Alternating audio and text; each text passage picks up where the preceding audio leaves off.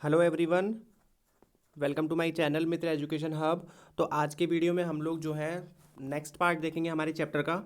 और देखिए जो प्रीवियस पार्ट है ना, आपके पार्ट 1 और पार्ट 2 इसका बन चुका है। ठीक है, पार्ट 1 एंड पार्ट 2 इसका ऑलरेडी बन चुका है और मैंने आपको ऑलरेडी प्रोवाइड करवाया हुआ है। जिन भी बच्चों ने नहीं देखा वो एक बार पार्ट 1 और सेकंड को जो है कम्प्लीटली देख लीजिए। चलिए स्टार्ट करते हैं। देखिए आज के हमारे सेशन को, आज के सेशन में हमको पढ़ना क्या है। देखिए ये टेबल है कंप्लीट, आपको कुछ टेबल्स बताऊंगा मैं। उन टेबल्स को आपको क्या करना है, याद रखना है। जैसे देखो आपकी फर्स्ट टेबल क्या बताई हुई है, आपकी फर्स्ट टेबल बताई हुई है एटॉमिसिटी ऑफ सम एलिमेंट्स। ठीक है, कुछ एलिमेंट्स की एटॉमिसिटी बताई हुई है। ओके, अब देखिए कुछ एलिमेंट्स की एटॉमिसिटी बताई हुई है, मीन्स वो किस तरीके का होता है। ठीक है, मोनो एटॉमिक होता है, डाई एटॉमिक होता है, क्लियर, टेट्रा एटॉमिक होता है ना। तो देखिए कुछ हमारे एलिमेंट्स दिए हुए हैं। अब देखो ये सारे नॉन मेटल हैं, जो भी आपको बताए हुए हैं ना नॉन मेटल है। ये ऑर्गन हो गया, हीलियम हो गया, ऑक्सीजन, ठीक है, ये सारे के सारे क्या है, हमारे नॉन मेटल है।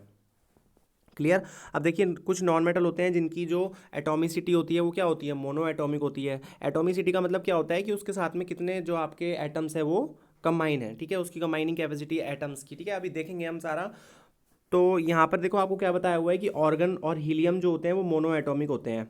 ऑक्सीजन क्या होता है, डाई एटॉमिक। जैसे एग्जांपल के तौर पे मैं आपको बोलूँ O2 है ना, O2 लिखते हो ना आप, ऑक्सीजन का जो मॉलिक्यूल लिखते हो वो O2 लिखते हो, तो इसके अंदर दो एटम्स हैं, इसलिए इसको हमने क्या बोला है, डाई एटॉमिक बोला है। हाइड्रोजन भी डाई एटॉमिक होता है, हम H2 लिखते हैं। नाइट्रोजन भी डाई एटॉमिक होता है, हम N2 लिखते हैं। ऐसे ही आपके क्लोरीन, फास्फोरस और सल्फर के बारे में भी बताया हुआ है। फास्फोरस टेट्रा हो गया और सल्फर क्या हो गया आपका, पॉली एटॉमिक हो गया। ठीक है, अब देखो एक और टेबल आपको दी हुई है यहाँ पर। ये टेबल मैं आपको इसलिए बता रहा हूँ क्योंकि ये अभी आगे जो टॉपिक पढ़ेंगे ना उसमें काम आएंगी। ठीक है, अब देखो हमको यहाँ पे क्या बताया हुआ है, वाटर, अमोनिया और कार्बन डाइऑक्साइड, ये हमारे क्या होते हैं, कंपाउंड होते हैं। क्यों? क्योंकि ये जो है आपके इसमें एटम्स जो हैं मिक्स हैं। ठीक है, एटम से मिलके बने हुए हैं। एक एन हो गया, ठीक है, एक एलिमेंट एन हो गया, एक एलिमेंट क्या हो गया, एच हो गया, H3 हो गया।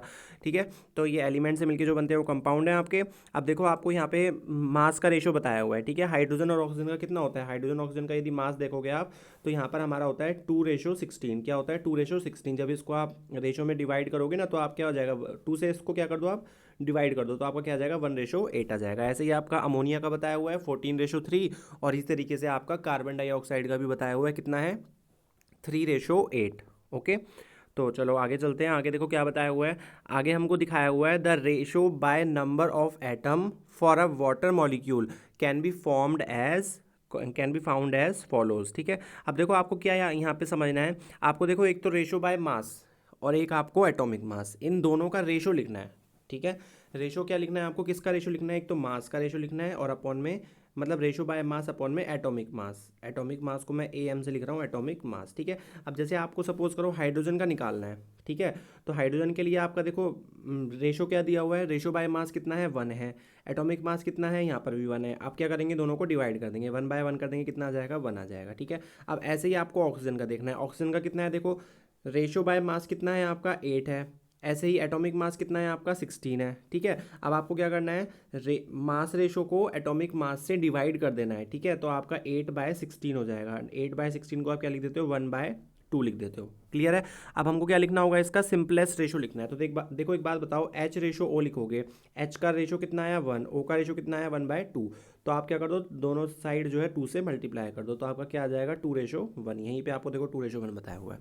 ठीक है, so we can say that the ratio by number of atom for water is 2:1। ठीक है, H और O का रेशो आपको यहाँ पर पता लग गया। अब देखो एक आपको आयनिक कंपाउंड्स की टेबल दी हुई है यहाँ पे।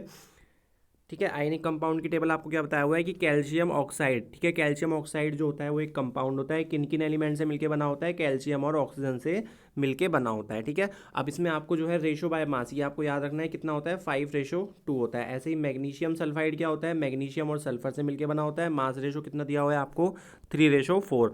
और ऐसे ही सोडियम क्लोराइड जो है आपका, वो किस किस से मिलके बना है, सोडियम और क्लोरीन से। तो सोडियम का कितना होता है आपका 23 और क्लोरीन का कितना होता है 35.5। ठीक है, 35.5। तो ये आपको जो है याद रखना है। आप देखो एक टेबल और दी हुई है आपको, ये टेबल मोस्ट इंपॉर्टेंट है, आपको वैलेंसी यहाँ से याद होंगी। ठीक है, आपको जो जितनी भी टेबल्स मैं करा रहा हूँ वो आपको सारी टेबल्स के अंदर आपको उनका एटॉमिक मास वगैरह और ये वैलेंसी वगैरह सारी सबकी याद होनी चाहिए। ठीक है, आपको टेबल्स ये सारी की सारी जो है समझनी भी है और याद भी रखनी है। ठीक है, अब देखो आपको नेक्स्ट क्या बताया हुआ है, कुछ आयंस दिए हुए हैं आपको, उनके सिंबल्स बताए हुए हैं और उनकी वैलेंसी बताई हुई है। ठीक है, कुछ सिंबल्स बताए हैं और उनकी वैलेंसी देखो, जैसे जिनकी भी वैलेंसी 1 होगी ना वो सारे ये हैं।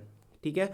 जैसे आपको पहला बताया हुआ है आपको सोडियम, ठीक है, सोडियम क्या है, Na+ है, पोटेशियम K+ है, सिल्वर Ag+ है, कॉपर Cu+ है। ऐसे ही आपको यहाँ पे नॉन मेटेलिक एलिमेंट बताए हुए हैं और ऐसे ही आपको पॉली एटॉमिक बताए हुए हैं, ठीक है। आपके यहाँ पे अमोनियम हो गया NH4+, ठीक है। तो आपको यहाँ पर क्या याद रखना है कि किन किन की वैलेंसी 1 है, किन किन की वैलेंसी 1 है, इन सभी की वैलेंसी क्या है, 1 है। और मोस्ट इंपॉर्टेंटली आपको ये वाला ब्लॉक याद रखना है, ये वाला, ठीक है, जिसको मैंने अभी राउंड सर्कल में बंद किया है, वो वाला ब्लॉक आपको क्या रखना है, याद रखना है। ऐसे देखो जिनकी वैलेंसी 2 होती है उनके लिए आपको ये वाली याद रखनी है, ठीक है, जिनकी वैलेंसी 2 होती है उनके लिए आपको क्या याद रखना है, ये वाला याद रखना है। ऐसे ही आपको जिनकी वैलेंसी 3 है उनके लिए क्या याद रखोगे, एल्युमिनियम और आयरन, ठीक है, एल्युमिनियम Al और आयरन क्या हो गया आपका Fe हो गया। ऐसे ही नाइट्राइड है और ऐसे ही क्या है आपका फॉस्फेट है, ठीक है। तो ये आपको जो है टेबल को कम्प्लीटली याद करना है। अब हम देखते हैं नेक्स्ट क्या दिया हुआ है आपका टॉपिक।